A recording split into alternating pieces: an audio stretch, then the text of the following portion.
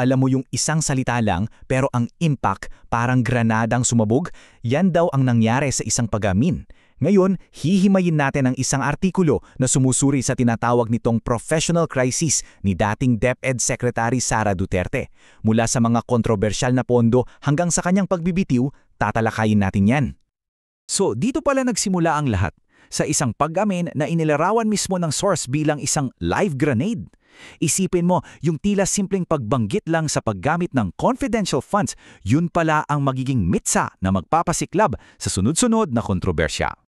At para sa source article, ang pag-amin na to ay parang pagbukas ng Pandora's box. Hindi lang siya isang simpleng statement. Ito raw yung naglantad sa mga problemang matagal nang nakatago, na ang ugat daw nagsimula pa noong administrasyon ng kanyang ama.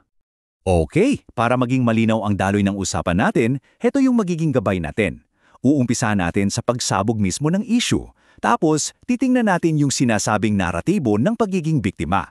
Sunod, yung mga numero at kontradiksyon. Tapos yung medyo psychological na analysis, yung projection. At syempre, tatapusin natin sa pinaka-importanting tanong, ano ang pananagutan? So, nung pumutok na yung issue, anong naging tugon? Dito na raw pumapasok, ayon sa artikulo, yung unang malaking tema, ang paghimay nito sa tinatawag na victim narrative.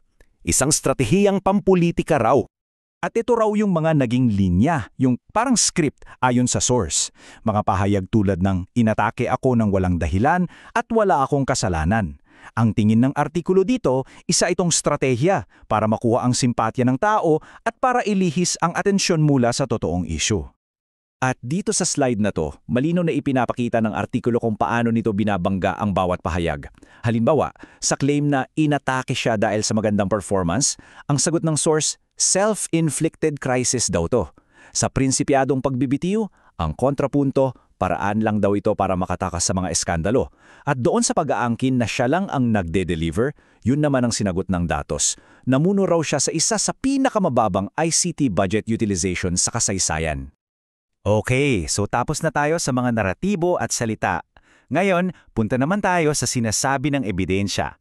Kasi 'di ba, numbers don't lie. Dito na papasok yung mga numero, timeline, at mga direktang kontradiksyon na ginamit ng source para suportahan ang mga argumento nito. Ito, isa to sa mga tinitingnan na malaking kontradiksyon sa artikulo, yung timeline. Kasi 'di ba, ang sinasabi yung anomalya raw ay nangyari sa administrasyon ng Marcos Jr. noong 2024. Pero, teka, pag tiningnan daw yung papeles, yung mismong procurement process nagsimula pa pala noong 2021 sa ilalim ng administrasyon ng kanyang ama. At ito pa, isang mabigat na numero ayon sa source. Sa mahigit 11 bilyong pisong budget para sa ICT, wala pa raw sa 20% ang nagamit noong 2023. Ibig sabihin, isipin mo, halos 80% ng pondong dapat sanay napunta sa teknolohiya para sa mga estudyante at guro ay hindi nagastos sa ilalim ng kanyang pamumuno. At bukod pa sa pondong hindi nagamit, may isa pang numero na talagang nakakagulat, 1.6 billion pesos.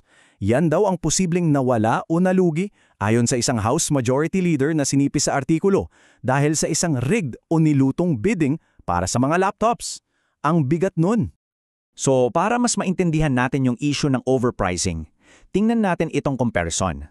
Yung mga laptop na binili ng DepEd, ang presyo halos 58,300 pesos bawat isa.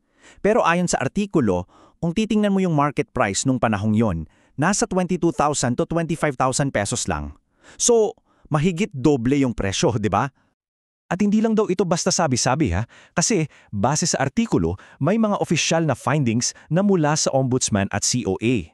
Nakita raw sila ng sapat na basehan para sa kasong graft at falsification. Nakita rin nila yung 979 milyong undue injury o pinsala sa gobyerno. Idagdag pa dyan yung mga dokumentong mukhang na backdate. Ito raw yung mga ebidensya na ginagamit ng source para ipakita na may pattern ng irregularidad.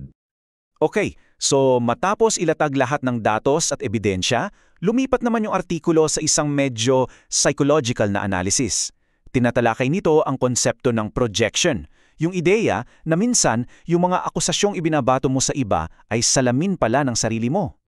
So ano ba tong projection? Well, ayon sa paliwanag ng artikulo, isa raw itong defense mechanism. Yung tipong kung ikaw ang may pagkukulang, uunahan mo na. Ikaw ang unang mag-aakusa sa iba ng eksaktong bagay na yon. Ang goal, mailihis ang atensyon at malito ang lahat bago pa man dumikit sa'yo yung sisi. At inilatagpaan ng artikulo ang dalawang hakbang proseso nito. Tinawag pa nga nila itong inverted mirror technique. Unang step, mahaharap ka sa ebidensya ng sarili mong pagkakamali. Second step, bago pa man kumalat yan, agad-agad mong aakusahan ang mga kalaban mo ng eksaktong parehong kasalanan. So, ano nga yun ang mas malaking implikasyon ng lahat ng ito? Sa huling bahagi ng ating pagsusuri, titingnan natin yung pinakaimportanteng tanong ng pananagutan at kung ano ang epekto nito sa ating mga institusyon, ayon pa rin sa source article. Dito ngayon binabalikan ng source yung issue noon, yung di umano'y kagustuhan ni Duterte na makuha yung posisyon sa Department of National Defense. Ang argumento ng artikulo, kung ganito raw ang naging pamamalakad sa DepEd, ano kaya ang posibleng nangyari kung ang hawak niya ay ang buong sandataang lakas ng Pilipinas? Sabi ng source, para raw itong isang bullet dodge, isang malaking panganib na naiwasan ng bansa.